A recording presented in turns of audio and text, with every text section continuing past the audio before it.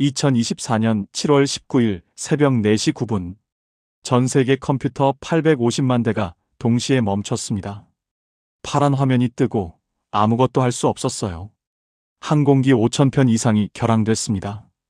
은행 시스템이 마비됐고 병원 응급실도 혼란에 빠졌습니다. 미국 9.11 긴급 전화까지 먹통이 됐어요. 역대 최대 IT 대란.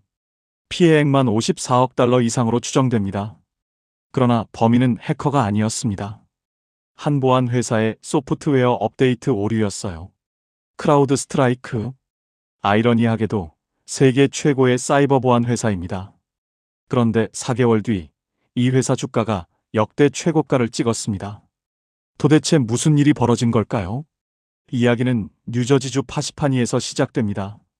조지 커츠, 1960년대 후반생. 초등학교 4학년 때 코모도어 컴퓨터로 게임을 만들기 시작했습니다. 고등학교 때는 전자 게시판 시스템을 직접 구축했죠. 그런데 대학에서는 회계학을 전공했습니다. 세토놀 대학교를 졸업하고 프라이스 워터하우스에서 공인회계사로 일하기 시작했어요. 회계 감사를 하면서 그는 기업들의 보안 취약점을 계속 발견했습니다. 숫자를 다루던 회계사가 점점 보안에 빠져들었죠. 그는 결국 보안 전문가로 전향했습니다. 1999년 커츠는 파운드스톤이라는 보안 회사를 창업했습니다. 기업들의 보안 취약점을 찾아내고 해결해주는 회사였죠. 같은 해 그는 역사적인 책을 공동 집필합니다. 해킹 익스포즈드, 네트워크 시큐리티 시크릿츠 앤 솔루션. 해커들이 어떻게 시스템을 뚫는지, 어떻게 막아야 하는지 상세히 설명한 책이에요. 이 책은 역대 가장 많이 팔린 보안 서적이 됐습니다.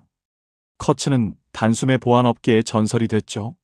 2004년 메가피가 파운드스톤을 인수했습니다. 커츠는 메가피에 합류해 CTO까지 올라갔어요. 메가피에서 커츠는 7년을 일했습니다. 전 세계 CTO로서 25억 달러 규모의 보안 회사를 이끌었죠. 그런데 2010년 사고가 터집니다. 메가피의 소프트웨어 업데이트가 수천 대의 윈도우 컴퓨터를 먹통으로 만들었어요. 기업 고객들이 특히 큰 피해를 봤습니다. 커츠는 당시 CTO였습니다. 14년 뒤 크라우드 스트라이크에서 비슷한 사고가 터졌을 때 언론은 이 사실을 파헤쳤죠.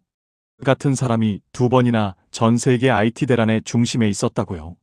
하지만 2010년 사고 이후 커츠는 중요한 교훈을 얻었습니다. 기존 보안 소프트웨어의 한계를요. 2011년 10월 커츠는 메가피를 떠났습니다. 사모펀드 워버그 핀커스에서 상주 기업가로 일하며 새 회사를 구상했죠. 핵심 아이디어는 이랬습니다. 기존 백신 프로그램은 이미 알려진 악성 코드만 잡습니다. 새로운 공격에는 무력해요. 클라우드와 인공지능을 활용해서 실시간으로 위협을 감지하고 막아야 합니다. 2012년 2월 그는 2명의 공동 창업자와 함께 크라우드 스트라이크를 설립했습니다. 그레그 마스턴, 재무 전문가, 그리고 드미트리 알페로비치, 러시아 태생의 천재 보안 전문가. 워버그 핀커스에서 2,500만 달러 초기 투자를 받았습니다. 2013년 크라우드 스트라이크는 첫 제품을 출시했습니다. 펠컨, 매라는 뜻이죠. 이름처럼 위협을 빠르게 포착하고 사냥합니다. 팔콘의 핵심은 가벼운 에이전트입니다. 기존 백신 프로그램은 컴퓨터에 무거운 소프트웨어를 설치해야 했어요. 업데이트할 때마다 컴퓨터가 느려졌죠. 팔콘은 작은 프로그램만 설치합니다. 실제 분석은 클라우드에서 이루어져요. 매일 수조 건의 이벤트를 분석하고 AI가 이상 징후를 감지합니다.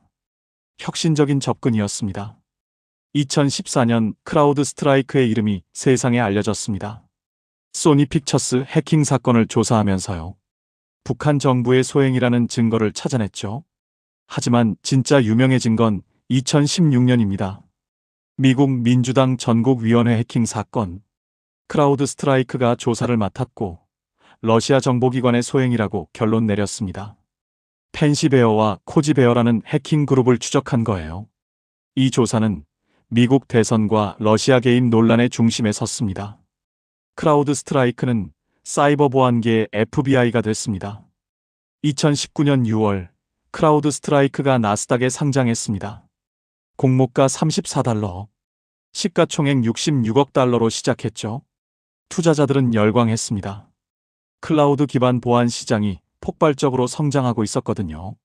2020년 코로나가 터지면서 재택근무가 늘었고 사이버 공격도 급증했습니다. 기업들은 보안에 더 많은 돈을 쓰기 시작했어요. 크라우드 스트라이크의 매출은 수직 상승했습니다.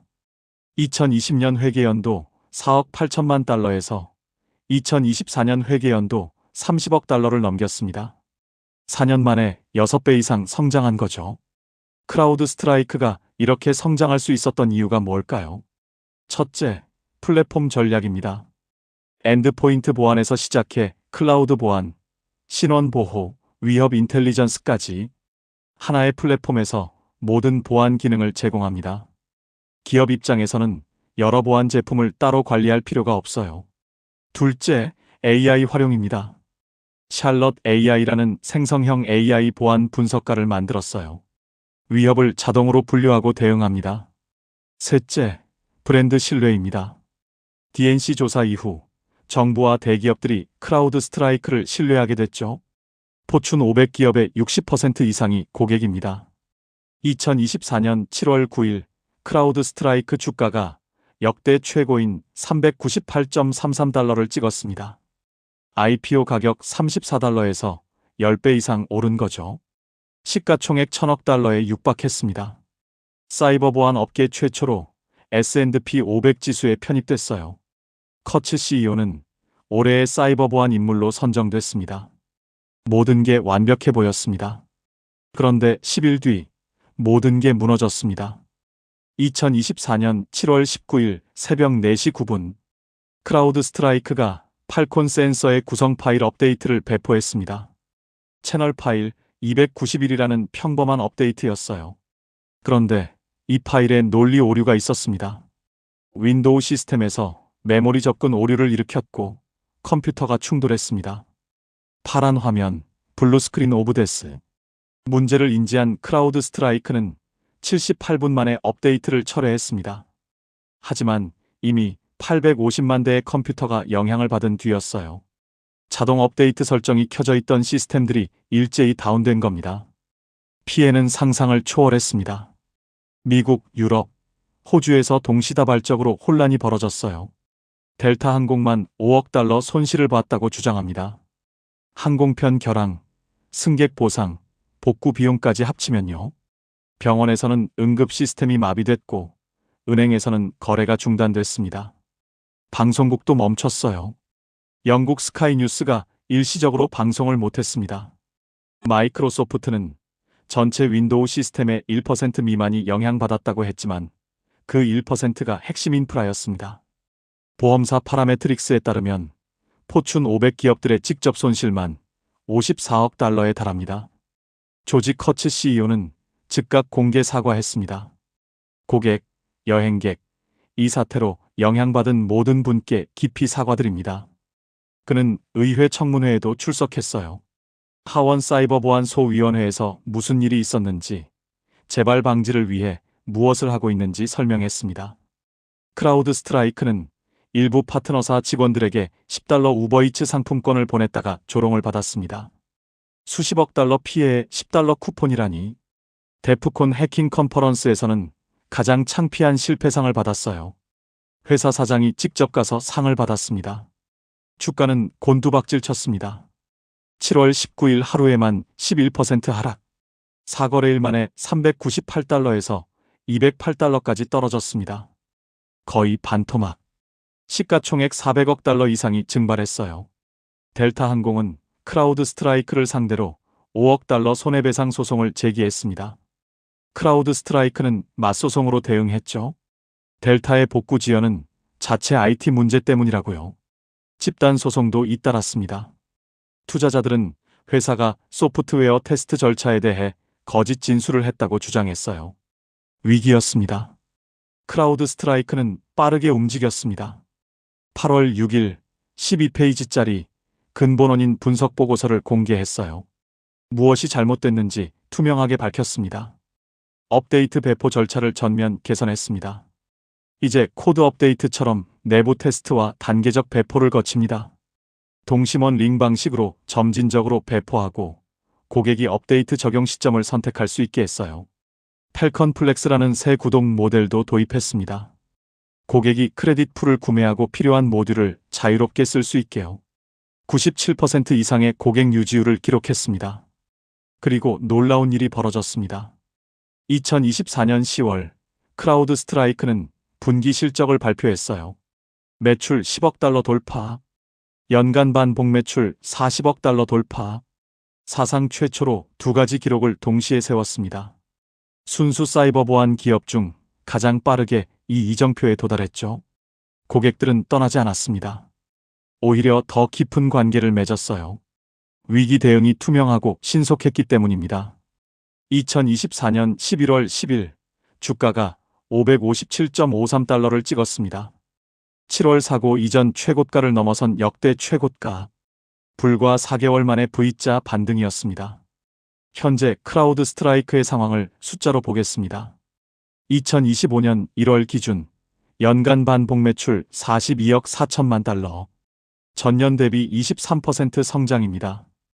고객 유지율 97% 이상. 사고에도 불구하고 고객들이 떠나지 않았다는 증거죠. 매출 총이익률 80%. 소프트웨어 회사로서 최상위 수준입니다. 잉여 현금 흐름 10억 7천만 달러. 돈을 벌고 있다는 뜻이에요. 모듈 채택률도 인상적입니다. 5개 이상 모듈 사용 고객 67%, 8개 이상 21%. 플랫폼 통합 전략이 통하고 있습니다. 조지 커치에 대해 하나 더 알려드릴게요. 그는 프로 레이서입니다. FIA 브론즈 등급 레이서로 르망 24시와 스파 24시에서 프로아마 클래스 우승을 했어요. 2023년에는 GT 월드 챌린지, 팀 및 드라이버 챔피언십을 차지했습니다. 경주용 차량에도 크라우드 스트라이크 로고를 붙이고 달립니다. 아리조나 스코츠데일에서는 부동산 개발 사업도 합니다. 놀이공원 부지를 200만 평방피트 규모의 복합단지로 개발 중이에요. 회계사에서 해커 사냥꾼, 억만장자 CEO, 프로 레이서까지 다재다능한 인물입니다. 사이버 보안 시장은 치열합니다. 팔로알토 네트워크스가 가장 큰 경쟁자예요. 매출 규모로는 더 큽니다. 마이크로소프트도 디펜더 제품군으로 시장에 들어왔어요. 윈도우에 기본 탑재되니 무시 못합니다. 센티넬1, 포티넷, 제스케일러도 각자 영역에서 경쟁합니다. 하지만 크라우드 스트라이크의 강점은 엔드포인트 보호에서 시작해 전체 플랫폼으로 확장한 점이에요. 가트너 매직 쿼드런트에서 5년 연속 리더로 선정됐습니다. 실행력과 비전 모두에서 최고 점수를 받았어요. 투자 전에 알아야 할 리스크가 있습니다. 첫째, 소송 리스크. 델타 항공 소송이 진행 중입니다. 다른 집단 소송도 있어요. 법적 비용과 합의금이 발생할 수 있습니다. 둘째, 밸류에이션. 매출 대비 28배에 거래되고 있습니다. 고성장을 전제로 한 가격이에요. 셋째, 경쟁 심화. 마이크로소프트가 본격적으로 밀어붙이면 어려워질 수 있습니다. 넷째, 신뢰 리스크. 한 번 전 세계를 멈춘 회사입니다. 또 사고가 나면 이번처럼 회복하기 어려울 수 있어요. 다섯째, 성장 둔화. ARR 성장률이 34%에서 23%로 내려왔습니다. 사이버 공격은 계속 증가하고 있습니다. 랜섬웨어, 국가 지원 해킹, AI를 활용한 공격까지. 기업들은 보안에 더 많은 돈을 쓸 수밖에 없어요. 전 세계 사이버 보안 시장은 2028년까지 3천억 달러를 넘어설 전망입니다. 크라우드 스트라이크의 목표는 ARR 100억 달러, 현재 42억 달러의 2배 이상이죠. 플랫폼 통합, AI 보안, 클라우드 보호가 핵심 성장 동력입니다. 커츠 CEO의 보상 패키지도 이 목표에 연동되어 있어요. 2026년 1월 현재 크라우드 스트라이크 주가는 467달러 수준입니다. 52주 최고가 567달러에서 다소 조정받은 상태죠. 애널리스트들의 평균 목표가는 대체로 긍정적입니다. 핵심 질문은 이겁니다. 7월 사고의 교훈을 제대로 흡수했을까? 100억 달러, ARR 목표를 달성할 수 있을까? 경쟁에서 계속 이길 수 있을까? 이 질문들에 대한 답이 향후 주가를 결정할 겁니다.